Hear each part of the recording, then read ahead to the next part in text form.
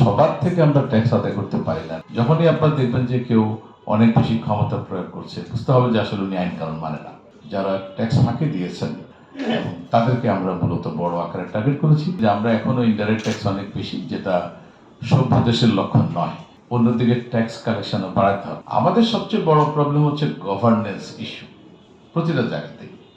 আমাদের যার যে কাজটা ঠিক মতো করার কথা আমরা সেভাবে করছি না, এবং প্রতিটা জায়গাতে আমাদের সিরিয়াস ডেভিয়েশন আছে। আমাদের যেটা দরকার যে আমাদের ব্যয়টাকে একটু ধীরে এবং চিন্তা ভাবনা করে করা, আর আমাদের আয়টাকে বাড়ানো, আর সবার চেয়ে বড় কথা হলো সবাইকে নিয়ে একসাথে চলা। একদিকে যেমন বিজনেসকে সহজ করতে হবে, অন্যদিকে ট্যাক্স কালেকশনও বাড়াতে হবে। ট্যাক্স কালেকশন না বাড়ানোর কোনো উপায় নেই। বাংলাদেশের ইকোনমি নিয়ে আপনি যত আলোচনা করেন, দেখবেন যে শেষ কনক্লুশনটা হচ্ছে আমাদের ট্যাক্স বাড়াতে হচ্ছে, নিজস্ব আয় বাড়াতে হবে। আমাদের সবচেয়ে বড় প্রবলেম হচ্ছে গভর্নেন্স ইস্যু প্রতিটা জায়গাতেই। আমাদের যার যে কাজটা ঠিক মতো করার কথা আমরা সেভাবে করছি না, এবং প্রতিটা জায়গাতে আমাদের সিরিয়াস ডেভিয়েশন আছে, এবং সেই ডেভিয়েশনগুলোর কারণেই আমরা কিন্তু প্রত্যেকটা জায়গায় সাফার করছি। তো সে কারণে আমাদের রুল অফ লটাকে এস্টাবলিশ করা এবং প্রত্যেকের যেখানে যেখানে ডেভিয়েশন আছে চোখে আঙুল দিয়ে দেখিয়ে দেওয়া এবং সেগুলোকে অ্যাড্রেস করা। আমরা এখন সেই কাজগুলো করারই চেষ্টা করছি।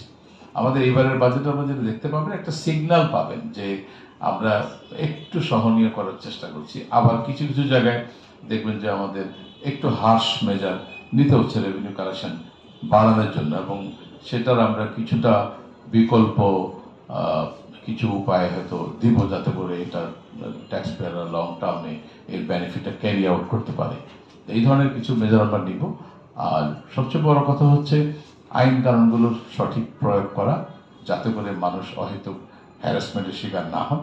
এটা একটা ব্যাপক অভিযোগ আমাদের বিরুদ্ধে, আমাদের প্রত্যেকটা জায়গাতে, এবং প্রতিনিয়ত আমরা এটা পাই। আমি শুরু থেকেই যেটা বলেছি যে ট্যাক্স পেয়াররা যদি গ্রো করতে না পারে, তাহলে আমি কেমন করে আমার রেভিনিউ গ্রো করবো? আমার তো ট্যাক্স পেয়ারকে অ্যালাউ করতে হবে যে সে গ্রো করবে, অ্যাট দ্য সেম টাইম আবার বিজনেস পিপলরা যদি বেশি আয় করে তাহলে আমি বেশি ট্যাক্স পাবো, আর বিজনেস পিপলরা যদি শুরুতেই আমরা মেরে ফেলি, এই ধরনের একটা সমস্যা আমাদের ট্যাক্স অ্যাডমিনিস্ট্রেশনে আছে। আমরা চেষ্টা করছি তাদেরকে বোঝানোর জন্য, তারা যাতে এই বিষয়গুলো খেয়াল রাখে। আমাদের রিসেন্ট যে ভিজিট আমরা করেছি, বিশেষ করে IMF ওয়ার্ল্ড ব্যাংকের সাথে খুবই ভালো মিটিং হয়েছে। বিশেষ করে রেভিনিউ মেজারের ক্ষেত্রে তারা অনেকগুলো আমাদেরকে পরামর্শ দিয়েছে। আমরাও সেগুলোকে অনেকটাই গ্ল্যাডলি নিয়েছি। যেটা নিতে পারবো না সেটা রেজিস্টার করার চেষ্টা করেছি, এবং আলটিমেটলি আমরা যেটা বলেছি যে আপনারা তো আমাদেরকে পরামর্শ দিচ্ছেন আমাদের যাতে আয় বাড়ে, তো কে না চায় তার আয় বাড়ে, আমরাও চাই, কিন্তু অ্যাট দ্য সেম টাইম যাদের থেকে আমি আয়টা নিব ওদেরকে যদি একদম একবারে বেশি কষ্ট দেওয়া না হয়, সে কারণে আমরা চেষ্টা করছি কিছুটা তাদের সাথে করার জন্য। তো সব মিলে আমাদের মিটিংগুলো খুব ভালো হয়েছে, এবং সেখানে যথেষ্ট ফলপ্রসূ আলোচনা হয়েছে। আমাদের কিছু জায়গায় এখন পর্যন্ত আমরা এগ্রিমেন্টে আসতে পারিনি, ছোট্ট IMF এর সাথে বিশেষ করে, সেটাও এখনো নেগোসিয়েশন চলছে। হয়তো আমরা এটাতে একটা পরিস্থিতি একটা এগ্রিমেন্টে আমাদের আসলে আমাদের সাথে হয়তো তাদের যে স্টাফ লেভেল এগ্রিমেন্ট যেটা কথা সবসময় বলা হচ্ছে সেটা হয়তো হবে। আর যে পয়েন্টটা আমাদের ডিসএগ্রিমেন্ট বেসিক্যালি সেটা হচ্ছে, আপনারা হয়তো সবাই জানেন যে আমাদের এক্সচেঞ্জ রেটটাকে একেবারে ওপেন করে দেওয়া নিয়ে, এটা নিয়ে আমাদের মধ্যে একটু, বিশেষ করে আমাদের সেন্ট্রাল ব্যাংক এবং আমাদের অর্থ উপদেষ্টা মহোদয় কিছুটা আছে। আমরা বিভিন্ন রকম ফর্মুলা ওরাও দেয়, আমরাও দিই। এর মধ্যে এখনো আলাপ আলোচনা চলছে। সেই সামনে আগামী 5 তারিখে একটা মিটিং হবে, তো সেখান থেকে হয়তো ভালো রেজাল্ট আসবে বলে আমরা আশা করি। কারণ আমাদের তাদের ওভারঅল সব রকমের প্রত্যেকটা এন্ডি, ওয়ার্ল্ড ব্যাংকের সাথে, IMF এর সাথে, IFCর সাথে, তাদের আরও অনেকগুলো বিজনেস কমিউনিটি, ইউএস ট্রেজারি, সব জায়গায় আমাদের খুবই পজিটিভ আলোচনা হয়েছে। ওদের বিজনেস কমিউনিটির সাথে আমাদের বেশ কয়েকটা মিটিং হয়েছে। সব কিছু মিলে ইট ওয়াজ এ ভেরি ফ্রুটফুল ডিসকাশন, এবং আমরা যথেষ্ট ভালো ফিডব্যাক পেয়েছি। বাংলাদেশ যথেষ্ট গুরুত্ব পেয়েছে সেখানে, এবং আমরা মনে করি যে আমরা রাইট ট্র্যাকে আছি। যে কথাটা বললেন যে আমাদের সত্যিকার অর্থে আমাদের রেমিটেন্স যোদ্ধারা যেভাবে রেমিটেন্স পাঠাচ্ছেন, প্রায় 18%-এর বেশি গ্রোথ এখানে আছে। ইভেন এত খারাপ অবস্থার মধ্যেও আমাদের এক্সপোর্ট গ্রোথ কিন্তু ডাবল ডিজিট 10% প্লাস কিন্তু আমরা করছি। তো সব মিলে আশা করি যে ম্যাক্রো ইকোনমিক একটা ভালো অবস্থাতে আসবে। আমাদের যেটা দরকার যে আমাদের ব্যয়টাকে একটু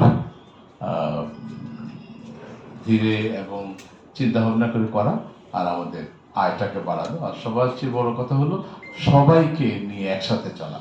যারা ট্যাক্স দিচ্ছেন না তাদেরকে ট্যাক্স দিতে অভ্যস্ত করা, এবং যারা কম দিচ্ছেন, ফাঁকি দিচ্ছেন, তাদেরকে মেসেজ দেওয়া যে ফাঁকি দেওয়া যাবে না, আর যারা কমপ্লায়েন্ট আছেন তাদেরকে একটুখানি স্বস্তি দেওয়া, যাতে করে তারা সত্যিকার অর্থে ট্যাক্স দিয়ে তারা ভালো করে ব্যবসা করতে। সবাই মিলে আমরা একসাথে কাজ করি, ইনশাল্লাহ আমরা আশা করি যে একটা ভালো অবস্থানে আমরা যেতে পারবো। আমাদের এত খারাপের মধ্যেও রেভিনিউ গ্রোথ মাশাআল্লাহ আমি মনে করি যে গতবারের থেকে একটু বেটার আছে। শুরুর দিকে আমরা তো নভেম্বর ডিসেম্বর পর্যন্ত আসলে নেগেটিভ ছিলাম, জানুয়ারি থেকে আমরা পজিটিভ দিকে যাচ্ছি, এপ্রিলের দিকে আমরা আশা করি একটু ভালো হতে যাবো। যারা ট্যাক্স ফাঁকি দিয়েছেন এবং তাদেরকে আমরা মূলত বড় আকারে টার্গেট করেছি, এবং যারা ট্যাক্স একেবারে দেন না অর্থাৎ নেটে নাই তাদেরকে আমরা টার্গেট করেছি। তো এই দুটো জায়গা থেকে যদি আমরা প্রপারলি ট্যাক্স আনতে পারি, আমার মনে হয় ট্যাক্স কালেকশন একটা ভালো গতি পাবে।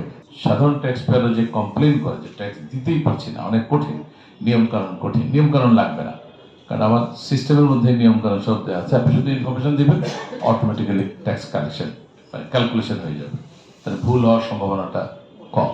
ডিসক্রিশনারি পাওয়ার অনেক বেশি, আসলে ডিসক্রিশনারি পাওয়ার অনেক কমানো হয়েছে। সত্যিকার অর্থে ডেভেলপ কান্ট্রিগুলোতে ডিসক্রিশনারি পাওয়ার থাকেই না, প্রতিটা কেসে বলা থাকে কী ধরনের সিচুয়েশনে কী ধরনের সিদ্ধান্ত দিতে হবে। যখনই আপনারা দেখবেন যে কেউ অনেক বেশি ক্ষমতা প্রয়োগ করছে, বুঝতে হবে যে আসলে উনি আইন কানুন মানে না, এটাই হলো বাস্তবতা। আসলে কিন্তু কারোই এরকম কোনো আইনেই অবারিত ক্ষমতা নেই, প্রত্যেকেরই ক্ষমতাগুলো কিন্তু সীমিত এবং ডিফাইন করা। আমরা এগুলোর অপপ্রয়োগ করি বলেই কিন্তু এই সমস্যাগুলো আমরা দেখতে পাই। তো অর্ডিন্যান্স হওয়ার পরেও আরও বড় কাজ হচ্ছে এটাকে ইমপ্লিমেন্ট করা, সেটাও অনেক বড় চ্যালেঞ্জ, সেই চ্যালেঞ্জটুকু আমাদের নিতে হবে। আর ট্যাক্স বাড়ানোর জন্য আমরা এখন নতুন করে যেটা চিন্তা করছি যে কর ব্যয়গুলো আমরা দিয়েছি, কিছু ক্ষেত্রে ইনডিসক্রিমিনেটও আমরা দিয়েছি, তো সেটাকে আমরা কিভাবে কমাতে পারি, এবারের বাজেটে আপনারা সেটা দেখতে পাবেন, আমরা কিছু কমাবো। অ্যাট দ্য সেম টাইম আমরা একটা আমাদের মাননীয় অর্থ উপদেষ্টা মহোদয় নির্দেশনা দিয়েছেন একটা ট্যাক্স এক্সাম্পশন পলিসি তৈরি করতে, যেই পলিসিটা আইনে রিফ্লেক্ট হবে, এবং সেখানে আমরা বলছি যে সরকার অথবা জাতীয় রাজস্ব বোর্ড কোনো ট্যাক্স এক্সপেন্ডিচার অ্যালাউ করতে পারবে না, এই ক্ষমতাটা পার্লামেন্টের হাতে যাবে। তার মানে হচ্ছে যে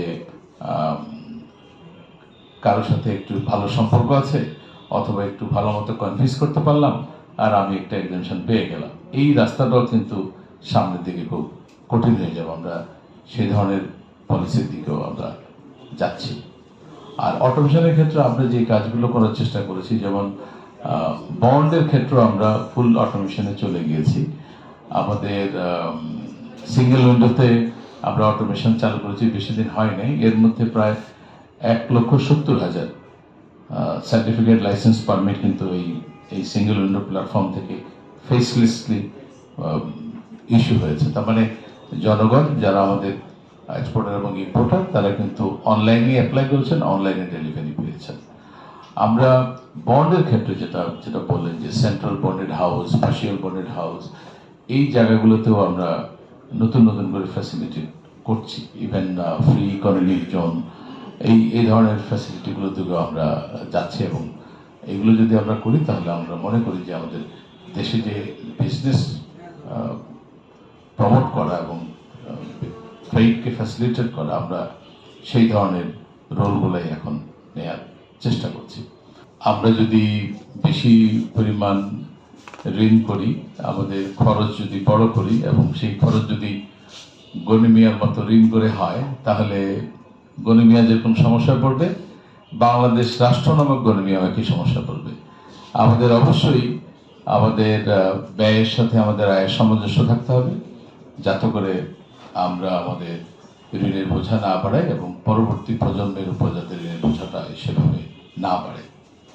সেই জায়গাতে আমাদের এবারের বাজেটে আপনারা বোধহয় একটা পাবেন, বিশেষ করে আমাদের মাননীয় প্রধান উপদেষ্টা এবং অর্থ উপদেষ্টা মহোদয় নির্দেশনা দিয়েছেন যে বাজেটের সাইজটা যাতে যথাসম্ভব প্র্যাকটিক্যাল হয় এবং এটা খুব উচ্চাভিলাষী যেন না হয়। তো আমার কাছে মনে হয় সেখানে একটা ইঙ্গিত পাবেন আপনারা যে আমরা ব্যয়টা কমিয়ে এবং আয়টা বাড়িয়ে কীভাবে গ্যাপটা কমাতে পারি সেদিকে আমরা চেষ্টা করছি। কিভাবে আমাদের কর বাড়ানো যায়, এবং মাসুদ ভাই যথাযথ বলেছেন যে আমরা বিভিন্ন কারণে দীর্ঘদিন যাবৎ আমাদের ইনভেস্টমেন্ট বাড়ানোর জন্য, এমপ্লয়মেন্ট বাড়ানোর জন্য, আমাদের লোকাল ইনভেস্টর এবং ফরেন ডাইরেক্ট ইনভেস্টমেন্ট বাড়ানোর জন্য আমরা প্রচুর পরিমাণে কর ছাড় দিয়েছি। সেটারও দরকার ছিল, কারণ আমাদের সোসাইটিতে তো সেভাবে পুঁজি ছিল না।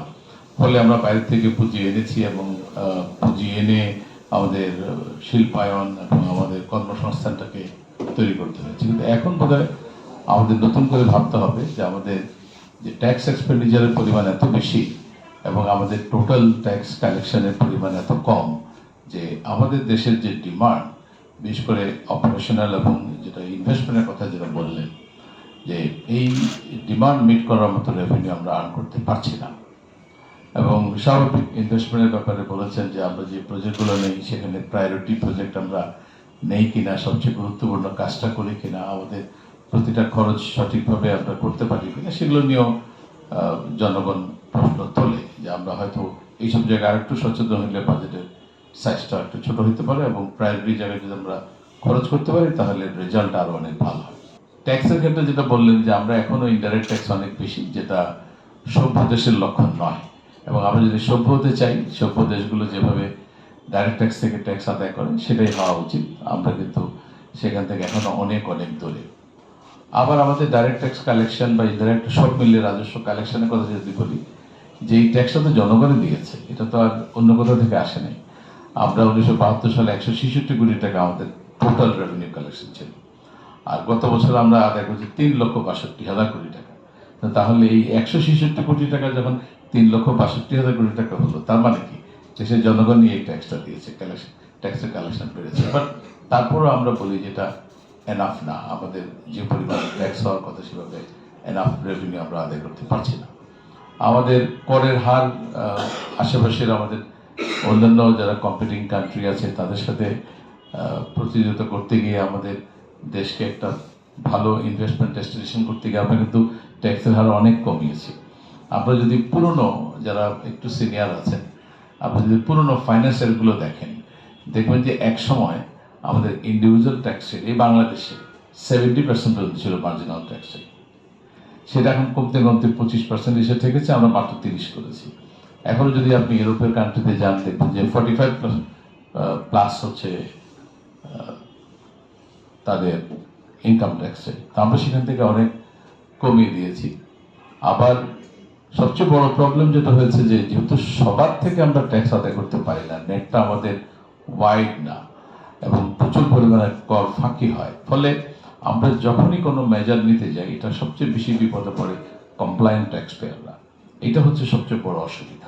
দেশের নাম্বার 1 ট্রেডিং অ্যাপ নিফটি ফার্স্টে পাচ্ছেন ট্রেডিং এর সব সুবিধা, dual exchange access, company analysis, portfolio তৈরি করা সহ আরও অনেক ইউনিক ফিচারের সাথে ট্রেড করতে ডাউনলোড করুন এক্ষুনি।